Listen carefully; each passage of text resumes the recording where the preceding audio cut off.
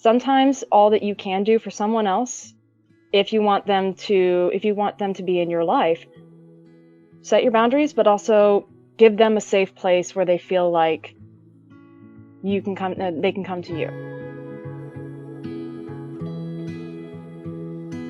Hello, friends, enemies, lovers, lovers to friends, to enemies, and everything in between. Hope you're having a good day, the day you deserve. This is Stuart, and welcome back to the podcast. Today, everyone, we have a special guest, Erin Jardine, also known as Erin Jardine, Erin the pun, Erin the, oh my god, stop sending me the puns, Erin the puns, please stop, I will block you on all forms of social media. Happy and humbled to have her on this episode today to talk about passions and finding that happy place in yourself. So, Erin, I apologize for that introduction and slating you straight away. How are you? I'm doing well. How about yourself? Great, you haven't made a pun yet. Not yet, but we shall see. We shall. There has to be there has to be a good setup, just like a little trigger. I've made sure there's no segue for you. Out of everyone I say, please come onto the podcast, we will have an open conversation. You are the most I will close it. It's like, nope. Okay, you get one. You get two. You get no. But 3 strikes, you're out. How has your day been going before we get in? So far, so good. How about yours? Well, judging for the fact we were meant to do this 2 hours ago, and I said, Erin, I will only be 20 minutes. And then time blindness happened and freaking life happened. I think that says a lot about my day. It's been good, despite the fact that I always feel like that my time doesn't belong to me. It's been good. It's been productive, if that makes sense. So I'm happy to give my time to people and then try and share it when I can. So burn out the next 30 minutes, hour, 10 minutes if you make one freaking pun. I'm happy to share it with you. You're not going to sign any pun-ishments? An NDA? No, not yet. Non-disclosures, not yet. But on that question, I want to segue away from puns because I feel you're itching to do one. Have you heard the new Little Mermaid soundtrack? I've heard bits and pieces of it. I already love the voice of the main actress. She has such a beautiful voice, and I never knew that Melissa McCarthy could sing. That was okay. Unfortunate Souls is one of my favorite villain songs, and she nailed it. Do you think? I think so, yeah. I agree with you on, I don't even know how to pronounce her name. I'm looking at her here. Haley Bailey? She is probably one of the best, let's say, redevelopments of one of these Disney princesses to match, like, let's say, the nostalgia factor. Like, she's an amazing songstress. You can't take anything away from anything she's in. Melissa McCartney and Unfortunate Souls, unfortunately, hold the pun. Oh God! Hold the pun. Oh my! Yes, yep, yes. I instigated it. Yes, you deserve a pun for that. But I felt it was good for her, but it did not match the original. I think we have such like a high. Nothing's gonna match the original. No matter how many. Yeah. Go ahead. No, I was going to. What really let me down with the soundtrack was, do you know Under the Sea? Yes, and I am still questioning the design for Sebastian. I have no hassle with the design for Sebastian because it's realism, like they're trying to do that, you know? But I am never going to see Sebastian wiggle his ass and chest like he did as an animated version, and I've accepted that.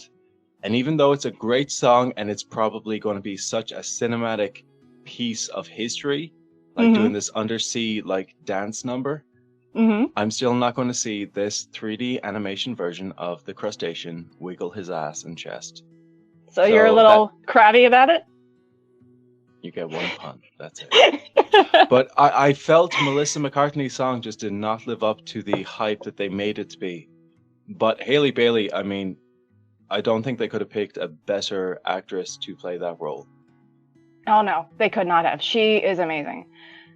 When it comes to playing the Disney villains, though, have you ever noticed that the modern remakes, I don't know if they've done this with, because I haven't seen the movie yet, how they may have changed, not Maleficent's, Ursula's backstory like they do with so many of the modern remakes for the Disney villains. That's like where, yeah. No, go ahead. What was the rest of your sentence? But just basically, like, with the remakes that they have done nowadays, they either give them an actual backstory, they explain why their personality is the way it is, or what their true motivation is, as compared to the originals where they just gave a vague or one-sentence motivation or description. Like, Ursula's was that she was banished from... oh, God. I'm forgetting the name of the SeaWorld. How can you forget the name of the SeaWorld, girl? How?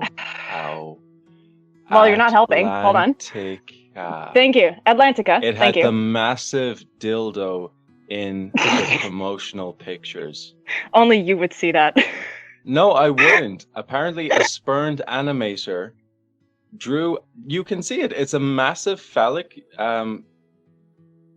shape. They're on all the promotional materials for King Triton's palace. And no one copped it. Look it up after this, but... I'm not sure if I want to now. I've just destroyed The Little Mermaid for you, and you haven't even seen it. Nah, you can't destroy it for me. But no, like back to like the Disney villain parts. For Ursula, hers was she got banished for witchcraft. For Gaston in the remake that with Emma Watson, his backstory was PTSD from fighting in a war. And Maleficent. That. I'm not gonna lie. Yeah, I remember that. You and I had a whole conversation about this like last year, a whole debate on like original Gaston versus remake Gaston. Why do you think this is? No, not our conversation, but like the redevelopment of what a villain is in modern day society. I guess just trying to empathize with them, or rather justify, perhaps, yeah. Mm-hmm. But a thing what they do with a lot of villains is they were for sure evil back in the originals. Yeah. Yes, they were. Yes. They were borderline two-dimensional, literally. Mm-hmm. Characters that were there to be bad. Mm-hmm. Yeah, they were set villains. Now we're in an age, especially in a generation, that either empathizes with the villains or hell falls in love with them, or just they humanize them a lot more. What do you mean humanize a villain? They make them true, except if it's like Maleficent or Ursula, or they just make them. What I mean by humanize is they make them more seem potentially, relatable, or even potentially good, redeemable even, in some ways. Do you not think a villain could be redeemable? It depends on we what were meant to talk about a passion project and pillows, and this just went so deep in a completely different direction. I love it. It did. And these are actually some of the most fun conversations I like having with you. Now, if I may, I'd like to segue in here and just express my sincerest gratitude to you for all you do. Whether you realize it or not, dear listener, you have helped me immensely with this production. From the simple things, the like, comments and shares on social media, spreading this message, to the tips, the notes, the being held accountable, the suggestions. The realization that maybe this strange Irish man talking about self-love and mental health could possibly help someone. The whole premise of this podcast, this production in general, is so that we know we have value. We are allowed to hold space, and we do deserve to be loved. So to you, I want to say thank you for keeping me afloat, for keeping me humble, and for reminding me of this when I need it. I think that the only conversations I have, it's like, I know I'm going to be a villain in someone's story in like 10 years' time. I'm going to make the world burn, so I need to justify my actions now, so I have an alibi later. But I think there's a different trope. There's a different trope between it's like a borderline villain, but not quite a hero. It's anti-villain, but there's also the magnificent bastard. That's a really great trope because it is a technical villain that you just love to hate or does something that makes you, the audience, go, "Oh, you magnificent bastard. That was just so well done. You're evil, but I love you." But why would you love someone who's evil? Because they're crafty or clever. Like Loki. He's borderline villain, but only in certain parts of the Marvel universe, especially in the first Avengers movie. He is one of these set villains. There's a couple of theories behind that, but he's such a likable character, just in general. Do you think that comes down to divine God, that he is Mr. Hiddleston's acting, or do you think that comes down to the fact that the character was a villain in our eyes for his actions at the time, but he tried a little to bit of justify both them within himself when we learned his backstory and where he was going with it? A little bit of both, because it's impossible not to like Tom Hiddleston. But as for the character Loki, he's I'm laughing because you can't not like Tom Hiddleston whenever he's in a role. Yeah, not only is he an amazing actor, he makes even the most despicable characters likable. One of his first roles, or not, one of the ways he just got discovered by Kenneth Branagh was Kenneth Branagh saw him playing Iago. Or no, it was either Iago or one of the other characters in Othello. And he said that this is a despicable character, but he brought such a charm to him that you easily liked this character. And yeah. Nice. Yeah, so he does that with Loki, too. This character, you feel really sorry for him for everything that was done for him. It doesn't justify his actions, but there's a lot that you can empathize with him. And I think Tom Hiddleston really brings that out, because he uses the phrase, like, every villain is a hero in his own mind.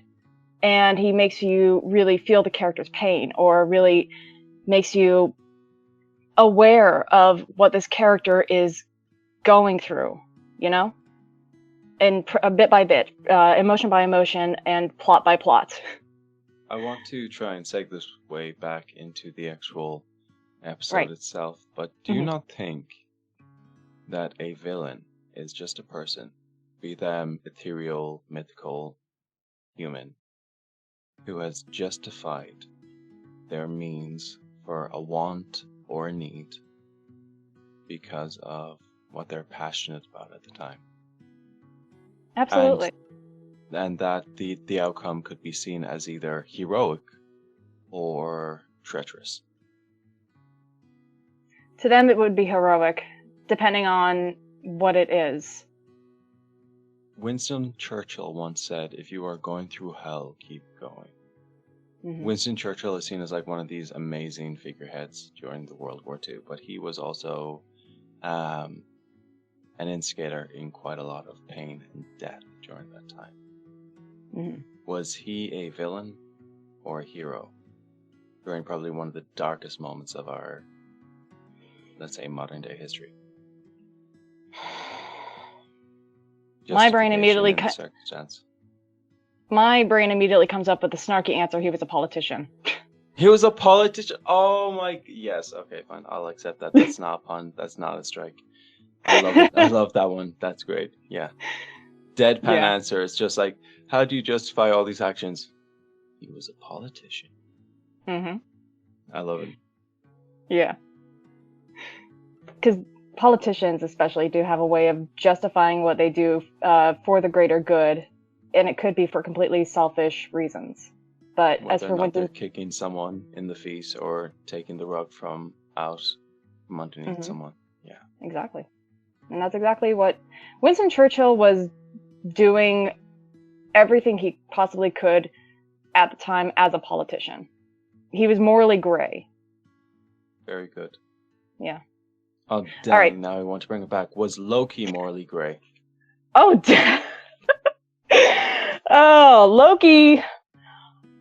Oh, God. He's a trickster. He's very, very selfish. He's a narcissist. He doesn't do anything for the greater good. He does it for all selfish reasons. Even when he does good things. Like, in the long game. In the long game, yeah. He does everything for completely selfish reasons. So let's technically, talk about the long game with you. No, we need to actually get into segue that. the episode itself. Yes. It's like I segued, I brought it back. Dang, Stuart, no waffling, please. One episode, no waffling. It's just a stack of waffles, one on top of the other. It's disgusting amount. Like, if I was to put syrup on it, I don't even want to know. Maple syrup or blackberry? Oh no, proper maple syrup from Canada. Mm-mm. Well, yes, but give me like blackberry syrup with a little lemon curd. That sounds really good. I've never heard of blackberry syrup. Stuart! Stop it, you jelly bean and peanut butter like enthusiast. Erin, what is your current passion besides a blackberry syrup? What is or besides driving you nuts? I'm pretty sure that is not a passion anymore. That is your job, and people pay you to just like comment stuff on my posts or just send me like random puns a day. Oh, that's just for fun. Oh, you do it for fun? You could be making bank for that. Yeah, I could. I would say that current passion is just currently trying to develop almost amateur graphic design for, future projects, developing my own style. That way it doesn't feel like I'm just copying off someone else like you do when you first start out. What do you mean by amateur then? Amateur because I don't consider myself a professional just yet. In graphic design.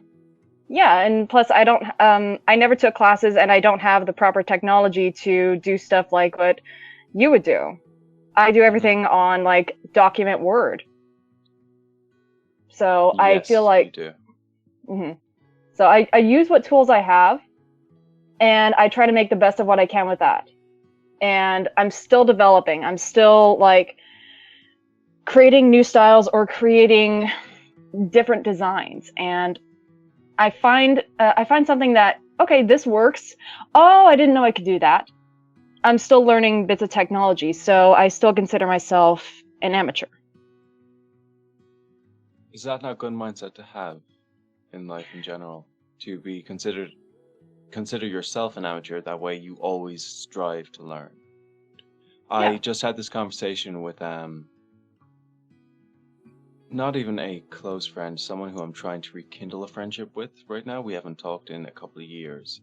Oh. They're professional internationally when it comes to acting. I'm here in Ireland. We met up and we had a conversation about how we're both back doing courses, we're both back learning when it comes to the art of theatre. But he asked me, why was I doing it? I asked him, why was he doing it? And it's like, we can always learn more. We should never think we should stop learning. We always want to be in that mindset of being an amateur and always like being able to be developed like a piece of clay. We're going to be molded. Yeah. And when you think about it, we're not the same people that we were even a day ago. We're changing every day, every month, every year. We're going to keep changing. And as many people, I've seen so many people just try to stay the same or keep certain traits in themselves, but they don't give themselves the potential to grow or accept their own evolution. And I don't feel accept your own evolution. Accept the fact that you have changed, that you are a completely different person now, or they want to stay in not a comfort zone, but like their own mental space where they feel like I'm safe in here. I don't want anything to change. Or and they don't safe at this time in life, and I want to go back to there. Yeah. And I really, sorry? No, you go ahead. I had a discussion recently with a friend who was having a friendship breakup. And I told her, you're going to have a multitude of different friends throughout your life. And each of them is going to bring something different to your life. You want to keep the people in your life that you're going to grow and change with. And if you don't feel like a person or a relationship is growing or changing, then it's probably not going to. And you are going to grow and change. That's going to be your own personal journey, your life. And if you want, companions on your with you on this journey, then they're going to have to be able to grow and change with you. So. Oh no, keep going. I'm agreeing with you. I also recently but let go of an old friendship.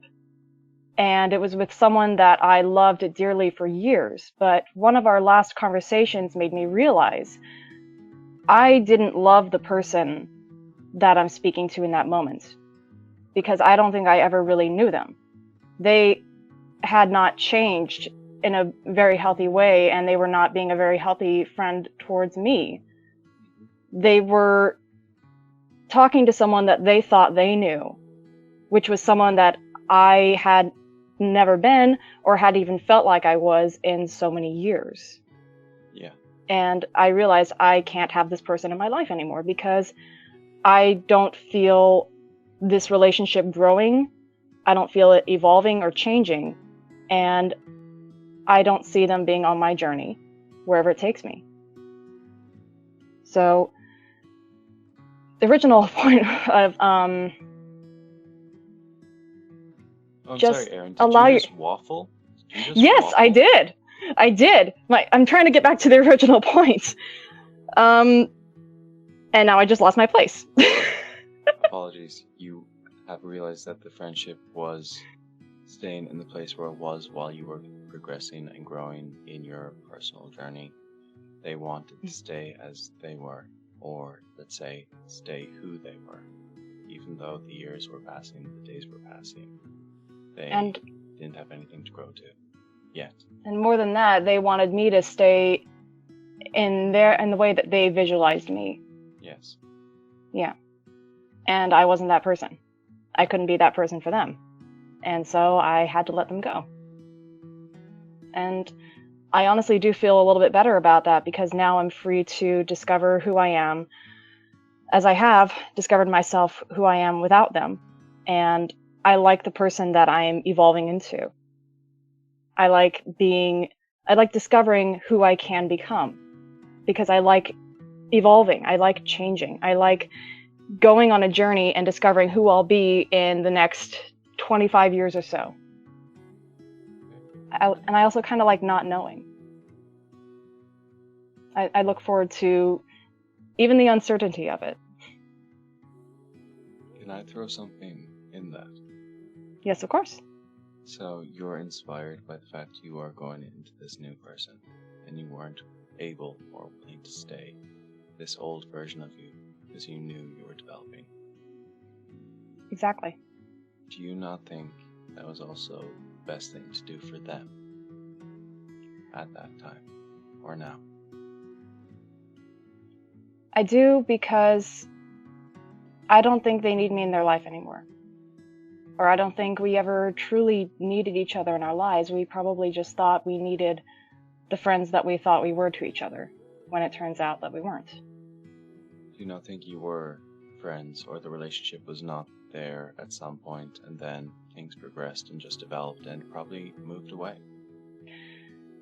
I think that happens, more than that, I think I lost myself in this person for a long time. There was a time in my life when I was vulnerable, and I saw them as a protector. And I didn't realize until even the last couple of years just how toxic that relationship was, and how I needed to really think, do I still want this person in my life? And I answered no. I don't. There's And a it took difference me between want and need. You said you thought you needed them to be your protector, and then it was wanting them to be in your life. How I did did you at one differentiate the two? Well, for one thing, I wasn't vulnerable anymore. Mm-hmm. At the time when we first developed our friendship, I was very vulnerable. I was constantly being harassed, and this person, as soon as they came into my life, a majority of that harassment stopped. That's how I saw them kind of as a protector. I stuck with this person for the longest time. But this mentality also, it changed my personality. Mm-hmm. I've always been the kind of person to kind of fight my own battles, always kind of used to it. And I kind of turned into a more dependent person with this person. And it wasn't good for me. For years, there was a lot of fighting, a lot of almost anti-development. Mm-hmm.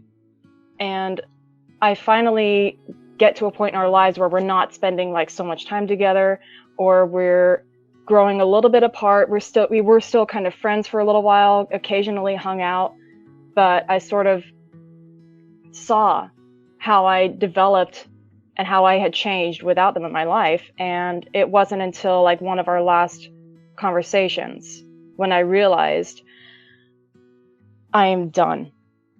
No, I cannot keep putting myself through what this person is like doing kind of to me, or who they think I am. I can't be that person to them anymore. I can't be someone vulnerable or even weak like they think I am. Like, one of the last things that this person said to me is, "Don't you want a strong masculine man to provide for you and protect you?"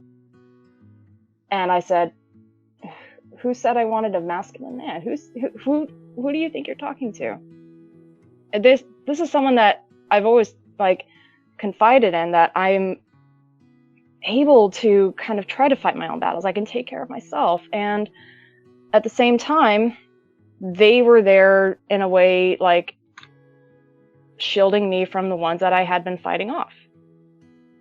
So it was just a really big wake up moment. And I had already been considering, like, do I still want this person in my life? Do I still need this person in my life? No, I don't. That final conversation said, you know what? I'm done. I am done. This person has I've allowed this person to define me for so long. You I allow cannot. yourself to be molded by this relationship.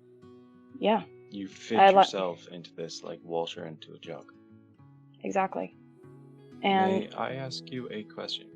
Of course. You're using a very powerful word, vulnerable. To be vulnerable does not mean to be weak and that you need a protector. It means you are open. You are open to the attack that you felt.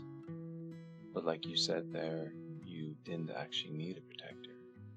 This person felt like they had to be one.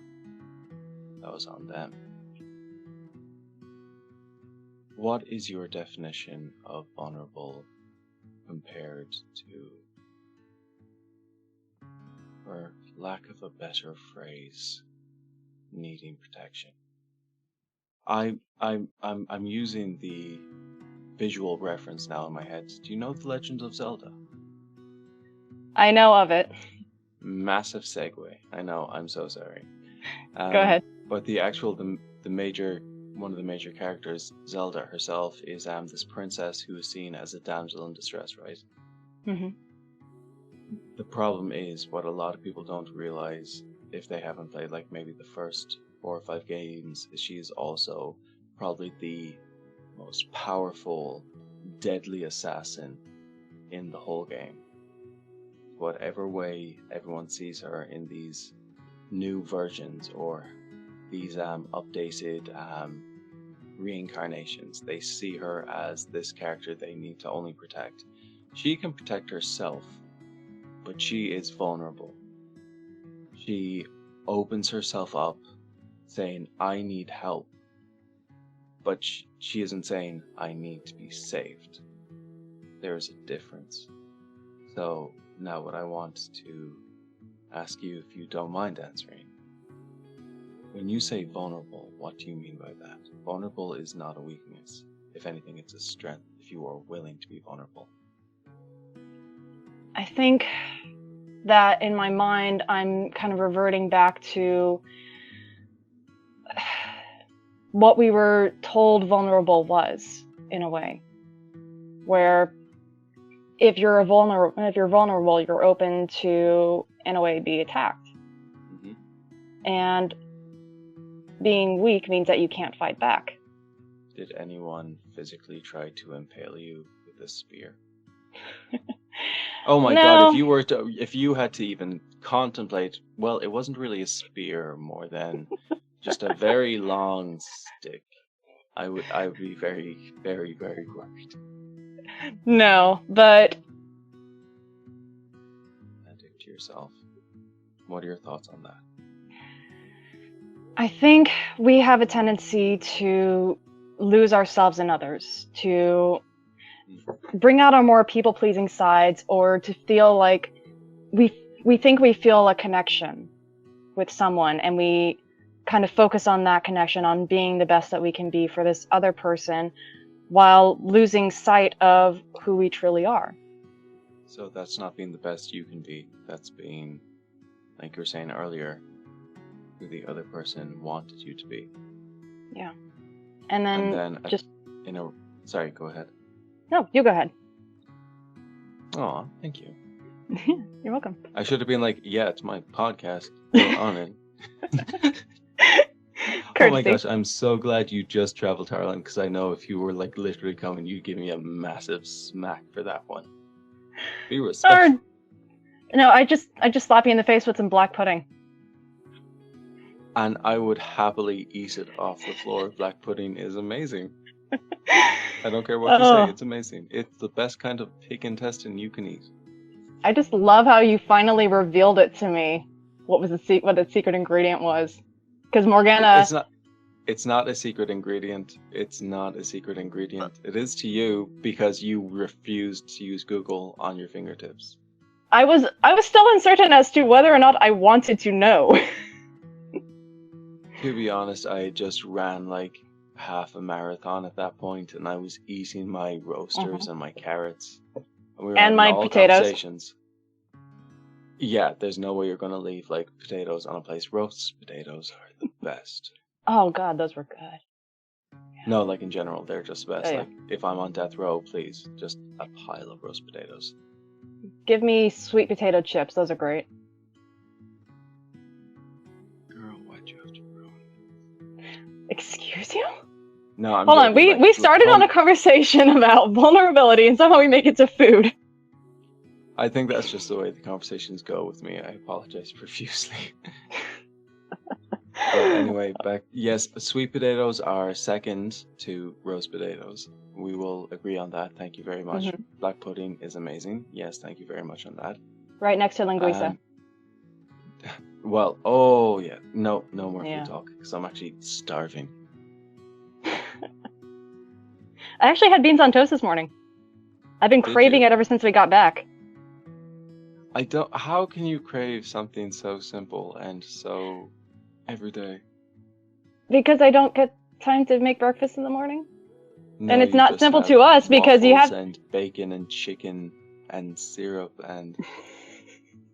It sounds delicious. Honestly, it does. And it looks like it's aesthetically pleasing to watch it, like, melt into each other. But beans on toast is so simple. It's so cheap. And it's like, bam, bam, bacon and ham in your mouth. It's really good. But no, like, anyways, so backtracking from food. Yes, backtracking from food. Let's go back to trauma One of these response. days, just make a podcast episode where you're talking to like a chef, and then you can just talk about food for the entire episode.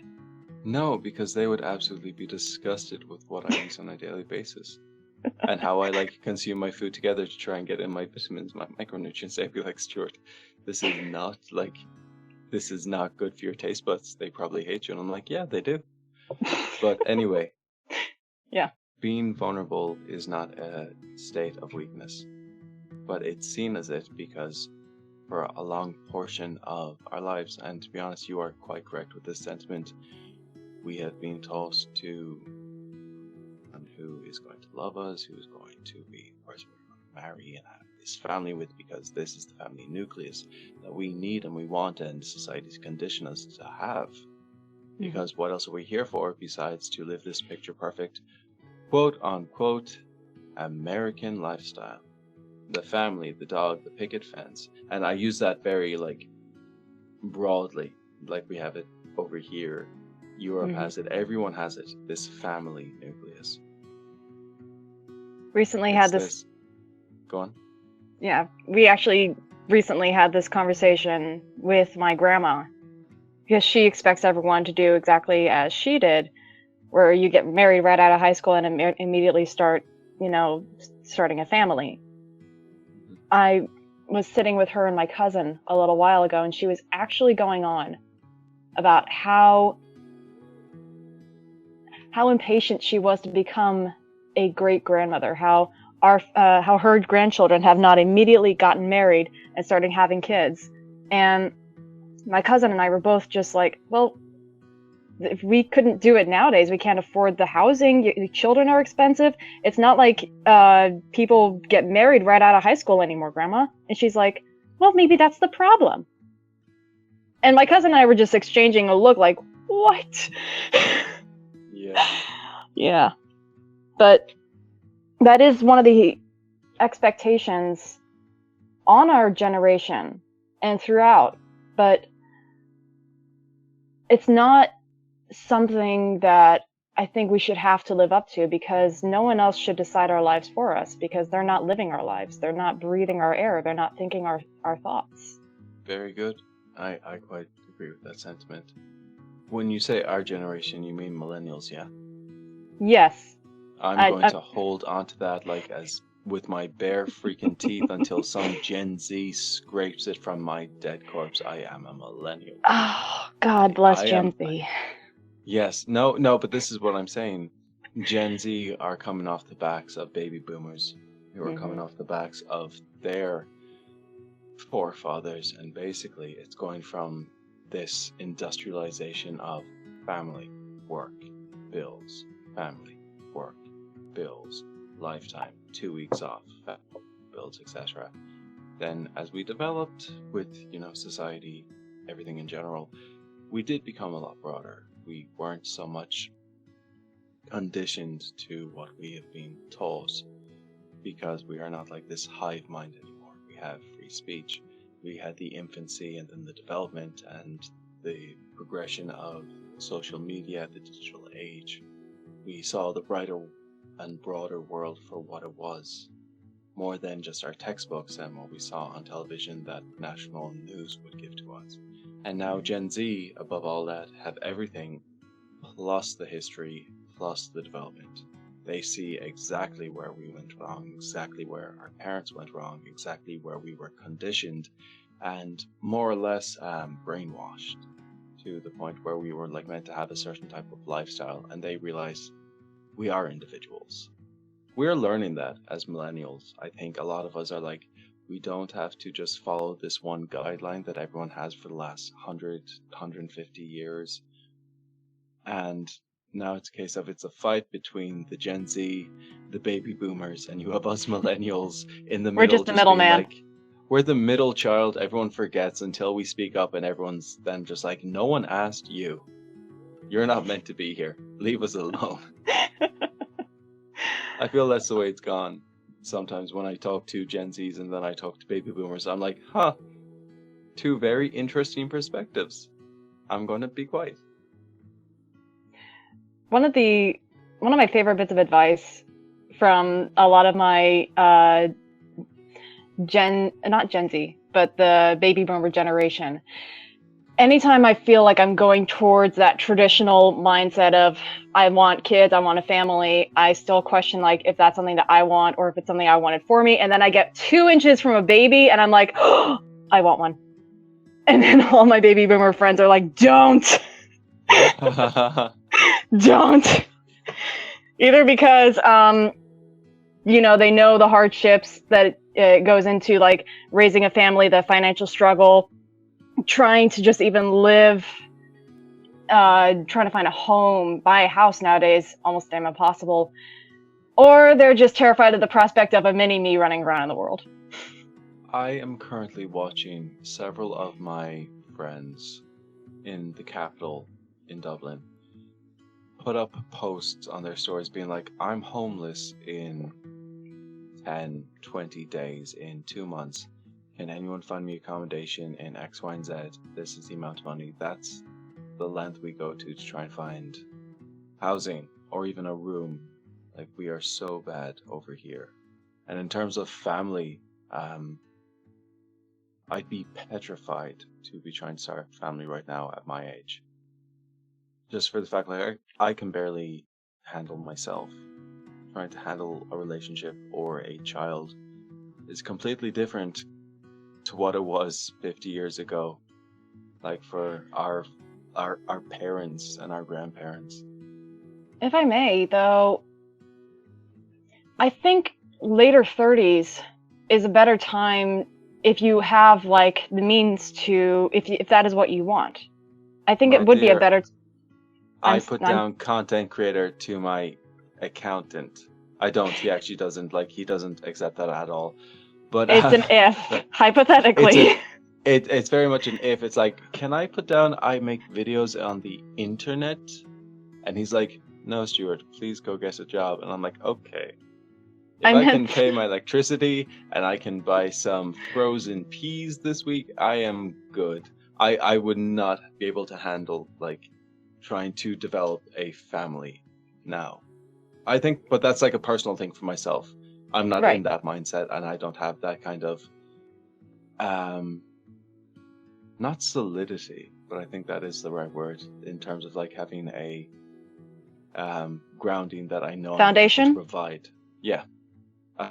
To provide for others when I'm trying to just provide for myself in this ever-changing world. That's kind of, are we in a recession? I don't know. Are we in a world war? I don't know. Can you handle yourself? I don't know. But what I was trying to get at is, in your 30s, I think it's a better time in your life, age-wise, depending on like how your lifestyle is, to probably start having a family. Physically, it might be a struggle because, but not for men. I mean, men can probably have kids well until their 80s. I think Charlie Chaplin was around that. Was an old from a previous generation, I guess. It's actually a good segue. Could you tell me about a current passion project you're on, and if you dare say a Charlie Chaplin below, I will. No, but I'm thinking about it. I'm kidding. Maybe I had like now. Oh my gosh, I'm gonna get a Charlie Chaplin like face in the mail. Well, I want to see now if I can find some like old Hollywood fabric. Like, I'm already brainstorming now. Thank you for the inspiration. You're absolutely welcome. Do not show me. This actually reminds me of another conversation that we had about. Oh God, you said something about. I said something about us. A pyramid of pillows, and you took that and said, if you ever send me a pyramid-shaped pillow. I was like, oh, thank you for the inspiration to make a Deathly Hallows pillow. That actually came out pretty good. I'm really proud of how that one came out. That, because it was my first triangle pillow. I've only ever done like the square-shaped stuff, and I've tried to do the round ones. Ugh, that just came out bad. But like, this is part of my passion. This is discovering what I can do with what inspiration I can get. And sometimes it's as little as a word or even a joke. It's a lot of jokes, honestly. Yeah.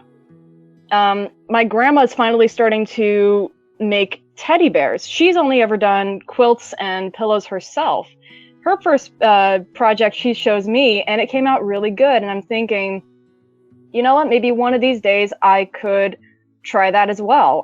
It's also a really great way to counter some personal anxiety of mine, because for the longest time, and through embroidery especially, someone will maybe suggest something like, oh, can you try this? And my immediate internal reaction is, oh, I can't do that. I don't know how to do that. Mm-hmm. And now I'm in a place where I'm like, okay, I think I can work that out. If I can figure out a way to do it, then I probably can. It's a great way to kind of not cancel out that voice, because that voice is always going to be in there, but rather to counter it. And this is how I really work on it as a personal passion, because it's also a great way to develop myself. You know? It's a great way to... Sorry? Go ahead. No, finish your sentence. I apologize. No, it's good. It's a great way to evolve, to change, to discover anything new that I can do. That rhymed. Okay. Yeah. So basically. And I learned... Go ahead. Oh no, I was just going to say you kind of answered my question there. I was going to say, to cancel this voice, could that voice not be a form of critique yourself, that you're just going to progress, and you instantly there just said evolve. So it's developing. Yeah. And I like the feeling of like challenging myself and developing and changing. I'm already thinking of things I could do in the future, things I want to challenge myself with. Like teddy bears, or in the present? Oh, right now the present challenge is finishing, can I cuss on here? No. Finishing shite that I've been procrastinating on for so long. Because I'll start a project, and then I'll start another project, and I just need to stop doing that. I need to finish what I start. You know? Yeah. And that is a personal challenge, because I have not been diagnosed with it, but I'm pretty sure I'm on the spectrum for ADHD. Mm-hmm. So that's just a stupid habit of mine that I acknowledge it. I know that I have it, but sometimes I ignore it and I just go through with it. It's very hard to ignore something that kind of encapsulates your life without you realizing it. Have you ever hyperfixated on multiple things at once? Oh, heck yeah. Yeah. What's that saying? Like my brain... Time blindness. Probably.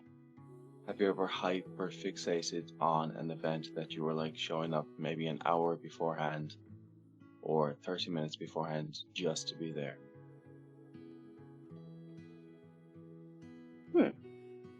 Maybe? Not recently. You don't like hyperfixate on time? Nope. I just kind of, yeah. When it comes to timing, it depends on what the thing is. Usually I try to get there on time, or I'll get there very late. Mm-hmm. But, and then the other person says, oh, I'll be late. I feel like that was a call out that I'm not You're not the only one, trust. You're not the only one. You're like the white rabbit, always like checking your watch. I'm late for a very important date. And I forget which date it was, and then I'm like running between two, and then I do that whole comedic scene where I'm like, I'm gonna date these two women at once on separate sides of the restaurant, and I'm just gonna change my suit halfway in between. I feel like it's a 1980s sitcom right now. Yes, I am Robin Williams. I actually just performed one of his monologues from a movie I've known about, but I've never watched, called The Birdcage, where he plays this yes, the one where it's him and Nathan Fillion, who are gay drag show guys. I love that. It is such a good piece. Please, I don't know why I've never seen this. Please tell me it was the impromptu Fosse. I did not realize it was impromptu until after I watched the interviews, after I did the scene. I thought, okay, it's Robin Williams. He's pulling a Robin Williams, like he has the stage. He has this moment, and this is what he was given, and this is how he's delivering this. And I did it, and then I was watching the interviews, and it's like, of course it's impromptu. It's Robin Williams. Oh, a majority of his impressions for the genie were impromptu. Yes, did you hear the thing where it's like Disney said Robin Williams is the genie, so we're going to have the genie's actions all animated, but do not move his mouth until we hear what Robin Williams says. I had not heard that, but that is brilliant. Yeah, apparently, like, they basically, it's one of the few times that Disney put an actor into the voiceover booth for one of their massive films and said, yeah, just play around, see what comes out. And yeah, that's how like half the genie's lines in the cave and on the island scene came about for Robin Williams, which is just like really, really cool and iconic, but just genuinely so like reminiscent for Robin Williams. Yeah. And that right there is a man who followed his passion, especially for comedy. He really just turned everything into one big giant laugh.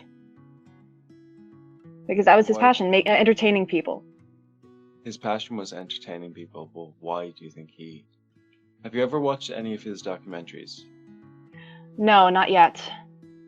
They're actually quite heartbreaking. He had so much turmoil in his personal life that he said, you know, if I can make someone laugh, or if I can make a joke out of this dire situation, then, you know, it's making something brighter in the world. But you are so true with the fact, like, he was so enveloped in his passion that, you know, it was better for him, better for his career, and better for all of us, because we'll always remember Robin Williams. Yeah. He's imprinted on our hearts forever. I think he's done a lot more than that. He's stuck his face into a cake. What was your introduction to Robin Williams? Or, like, can you remember one of the earliest of his movies him sticking his face into a cake as Mrs. Doubtfire, and me being like traumatized with the fact that it was a man as Mrs. Doubtfire, and then me being so angry with the fact that he didn't eat the cake that he just stuck his face into. Yeah, it's still good.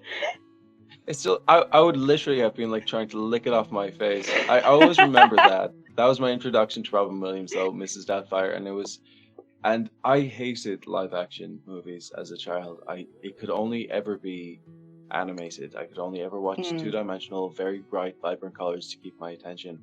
But somehow himself and freaking Adam Sandler, of all people, Happy Gilmore, could just capture me. And I don't know how. And even to this day, I'm like, if Robin Williams is on, I will watch it. Yeah. One of my earliest memories of Robin Williams is him and in the Shelley Duvall production of The Frog Prince. A what production? Shelley Duvall. Prince. Have you not seen that? No. Oh, Stuart, okay. Yeah, no, I'm going to send you the link to it because it's on YouTube. So many frog puns and innuendos for a kid's movie. Oh, you can never watch it the same way as an adult. But it's absolutely brilliant. Even for and the way that Shelley Duvall created that, I loved what she did with like her passion projects of recreating fairy tales that we grew up to as a kid. She tried to keep them as close as she could for a kids show to the original, even Brothers Grimm fairy tales. But she produced it like an actual theater, like a play. Love. And yeah, you should see her version of The Little Mermaid. It was really sweet. Treat Williams as the prince, and frickin' Helen Mirren as his other love interest that he marries instead of the mermaid girl. I might have actually watched these because these sound very familiar. Like theatrical versions of fairy tales that are, I might have seen this. I don't. I'll let you know later on. But okay. Sorry, we're segueing, we're waffling, and it's so easy to pull myself back, but like it's such a good conversation. But okay, so we've talked about hobbies. We've talked about passions. What is the difference to you between a hobby and a passion? How do you find a difference? Is there a difference? There is but it is a bit of a gray area because you can turn a hobby into a passion. hobby, I feel like, is something that you do primarily for your own self-pleasure, like painting.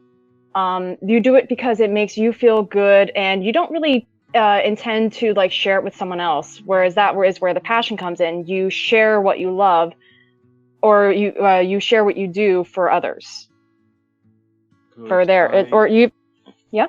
Could I interject? Could that not be passion versus profession? I am very passionate. Well, it depends on how about much you're dance. charging for it. No, see, I'm very passionate about dance. Whenever I get into like the gym that has a free studio, I'll go in there for at least half an hour. It's not a hobby to me.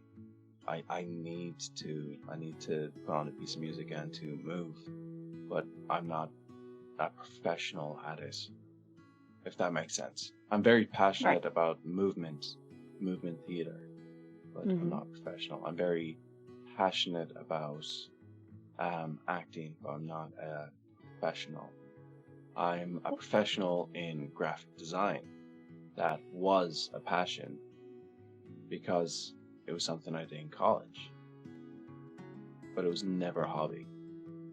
Well, then maybe the real difference depends on how much you love it, or how often, or how it continues with you. Because hobbies, you can phase out of.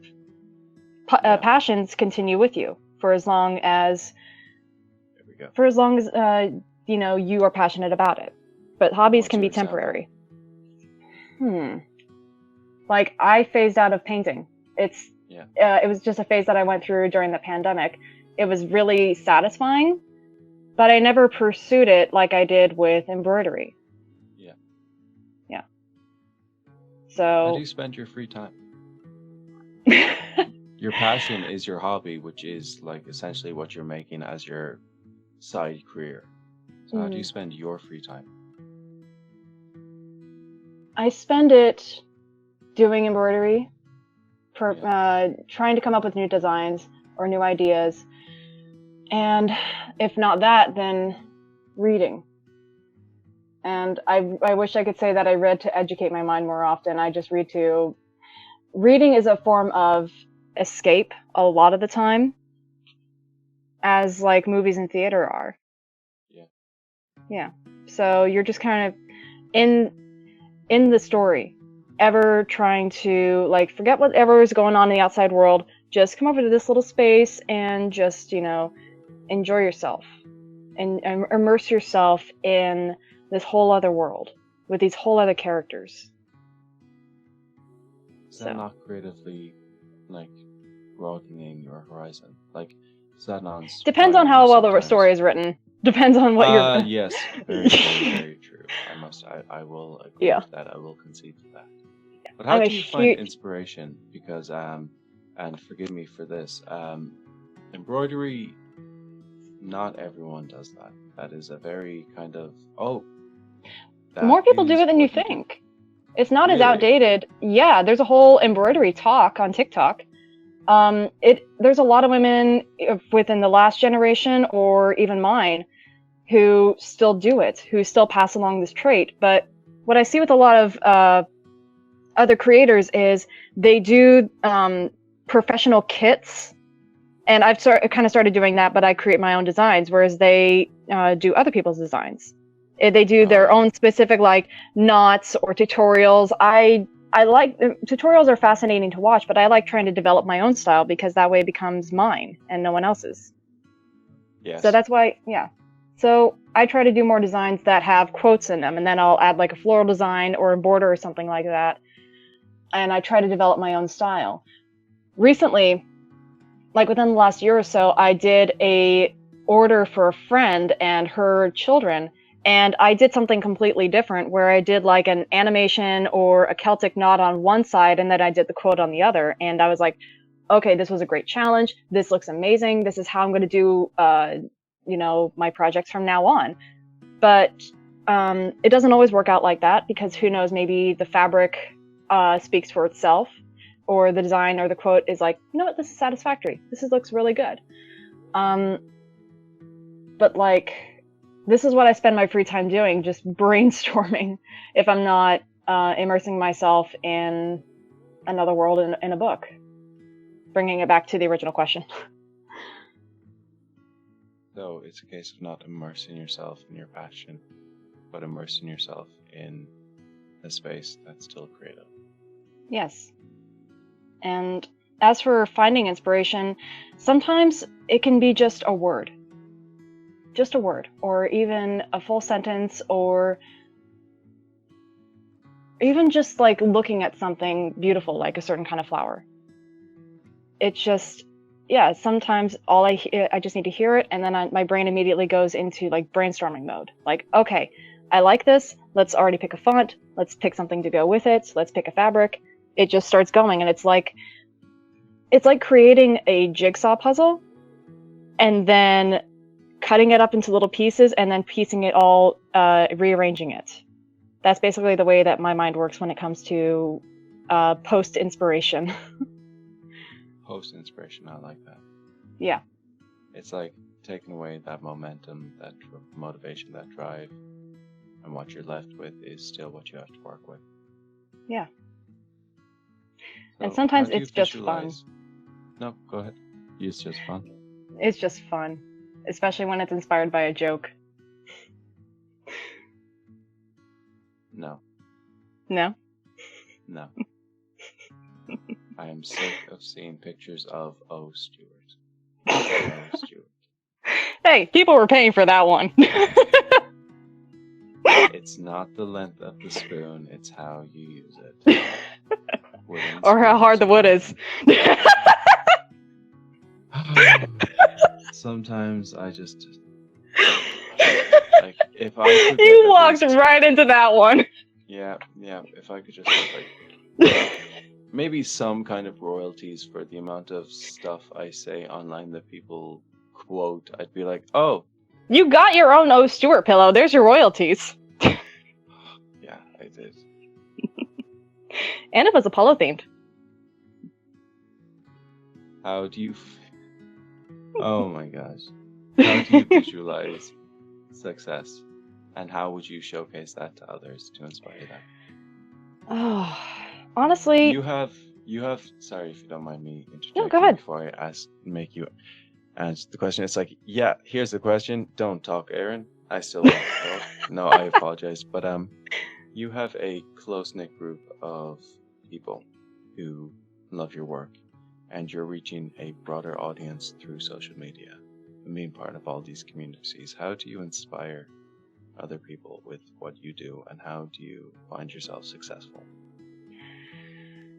honestly, in my case, I just kind of put what I have out there, and it depends on whether it resonates with the individual who does take a personal fascination with it.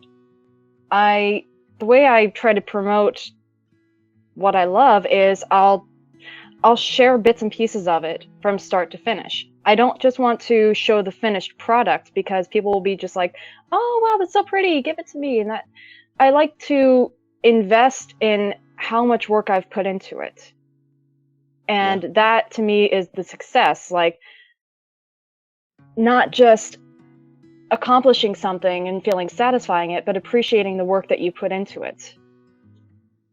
And in a way, it increases the appreciation from an external point, other people's appreciation for it. They see the work you put into it. Yeah. You know?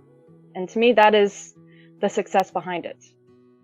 Or that is the final success. I can't talk. That is the success. Your success. So, what is your success in the future? I honestly don't know. That's okay. I kind of like not knowing too.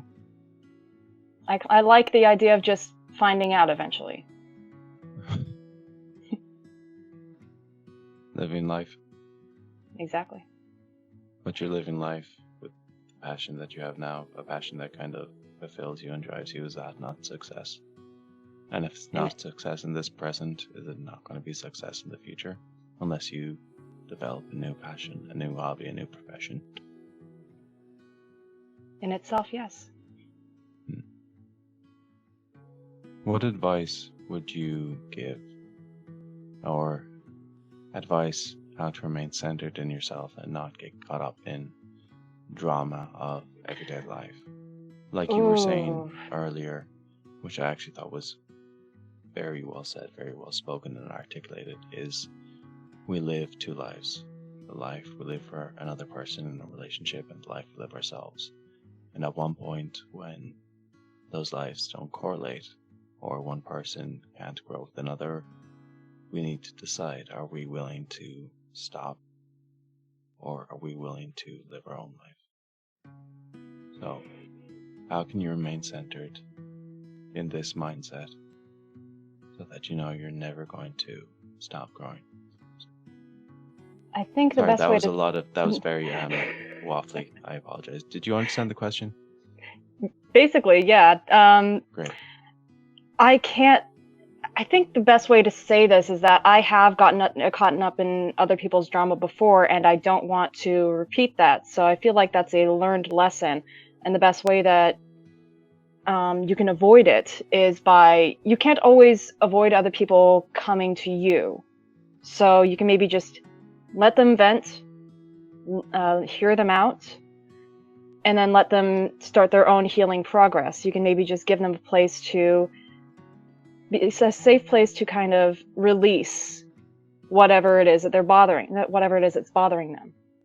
And but the way that you get involved, to an extent, yeah. Okay. But the way you don't get yourself too involved is you don't repeat it. You don't project it elsewhere, or you don't, tell someone else about something that someone has confided in you, unless it's an emergency situation. Like, yeah. But no, just, you don't have to, you can be there for someone without getting involved in their drama. But You can still establishing be your boundaries. Exactly. And establishing that boundary is essential. Like, I've had to set boundaries with a few friends recently, like, hey, I'm sorry, can we not talk about this subject in particular? Or can we not talk about this person in particular? I don't feel comfortable talking about this person because to me it feels like gossip. And sometimes they'll respect it, but if it's a continued thing and I have to remind them, then I'll just be like, okay, you know what? I'm just going to try to revert this conversation. This is, I don't want to get involved in this. And even if it feels like even just listening already is, you have to remind yourself, sometimes all that you can do for someone else, if you want them to be in your life, set your boundaries, but also give them a safe place where they feel they can come to you. You know, that they can respect goes both ways. You can respect goes both ways. Yes. And yeah. I have gotten in other people's drama before unintentionally, but that wasn't that was not in a good space. And it's even harder when it's in a workspace, unless you're in a job like mine where it's a desk job. Then you're not. It also depends on like how social you are with either an individual or with the group. In a work environment, I'm in a place where people will always ask me questions that I have no information about. So I'm not involved in that. I apologize. I don't have any information on this. That's all I can offer them. And then they will, sometimes they'll respect that, or sometimes they'll keep questioning me about it, even though I just said, I don't have any information on this. I apologize. Or I'm not getting involved in this. Brilliant. We will come back to this in 2 seconds. Yeah, I'm waffling now. Do you know what? Okay, it's the end of the session. Have asked. No. It was just going to be a joke about lasting so long. So. Okay, yeah, if you don't mind, please don't do that. Anyways. How have you found this experience? This was a very impromptu, impulsive message from you. It was quite interesting to talk about, let's say, an individual life, passions, and how it can affect, let's say, the trajectory of where you're going in life. And we went off on so many trajectories here. I mean, we were talking about The Little Mermaid, into Charlie Chaplin, Robin Williams, into developing relationships and when to know that they are either benefiting us or we are just not right for them, into finding momentum in our own lives, in our working lives, and how that kind of pushes us with our passions and our hobbies. It's been a very long it's conversation. I think that's been a very enlightening conversation. Yeah. And honestly, one of the best, because I feel like these are some of the best conversations you can have with a person, to just be open and honest and, yes, and trusting with them. Mm-hmm. So what are you hoping for in life right now? Well, right now, tomorrow. Well, ever since coming back from my first overseas trip, now I just want to spend as much of my life as possible traveling and exploring new cultures. If I don't spend my life working towards a single career or just orienting it about a job, I want to have lived a full life, an experienced life. What is a full experienced life for you? For me, not staying in one space for your whole life. Not just sitting still. Growing and expanding. What advice would you give to someone to do that? Be open to change, to alternative ideas or methods. You know, try different skills or develop new techniques, go to different places, meet new people, find what works and what doesn't. And if something doesn't work, then try something different. Like white pudding instead of black. Exactly.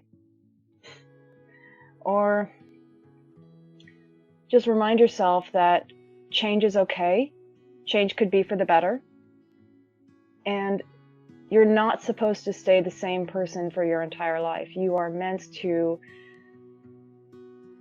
change. You are meant to grow. The only time you won't be able to change is if you are so determined to stay in one space. And that's no way of living. That's no way to experience life. Out of curiosity, why do you think at points in our lives we feel like this is who we are and any type of change is bad? Perhaps when we're stuck in a bad place. Or we're stuck in a good place. Or if you're in a good place, I think that's when you will be open, comfortable, and happy about changes in your life. Be aware of change. Yeah. Yeah. That's the end goal, though, with life. Our lives, our existence, our meager existence on this forgotten plane, this corner of the galaxy, is that we are here for a certain amount of time, and we need to be as happy for as long as we can. If I may, I work with elderly people on a daily basis. But do you know what I see every single day at work? Elderly people on a daily basis. I see lives. Lives that are coming to a close, hanging on by a thread. Some of them very similar, some of them very different. People who have lived and experienced. Many of them have only experienced life within their own little bubble, the same town that they grew up in, while many have traveled the world, have raised families, have had careers, but only a few of them, I feel, have lived a life truly fulfilled. I see my own future. And I see the lives I would like to live, how I would like to live, or how I would not like to live. That is a very profound statement. Thank you for that. Thank you for sharing that. Thank you for having me. If you could give a final message to people to find their passion in life, in a relationship, in their existence, to feel fulfilled, what would it be?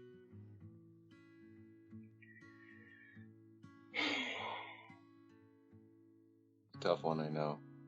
Yeah. I would say just find something. It can be small.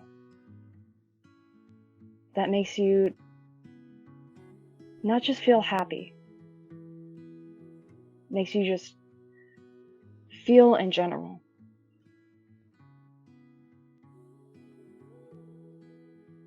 That is a really tough one. I feel like that's all I can really give. Or rather, in general. What do you mean by feel in general? If I was to pinch you, you'd feel it. If you were to burn me, I'd feel it. You mean feel alive? Yeah. Something that makes you feel alive. You know, like Hadestown. Eurydice being told by Hermes, maybe he'll make you feel alive. Alive? That's worth a lot. Yeah. Yeah. Erin, all I can say is thank you so much for coming on to the podcast. It's been actually quite an enlightening conversation to have with you. And you have not destroyed me with your puns, and I have not destroyed you with my snarky comments. So. Well, you still got a few more minutes till midnight. I think I can get a few in by the end of the day. And she is blocked. Oh no, not again. Exactly. But thank you so much for coming on. Thank you. Guys, I thoroughly hope you liked this podcast. If you did, please give it a thumbs up, like, comment, subscribe. Tell me what you'd like to hear next, what we can discuss next. Tell me who you'd like me to bring on for interviews. Hear other people's stories, other people's truths and passions and purposes. But for now, I'm going to say a farewell, a good evening, good morning, good night, wherever you've listened to this, whenever you've listened to this. I hope your day is both well and the day you deserve.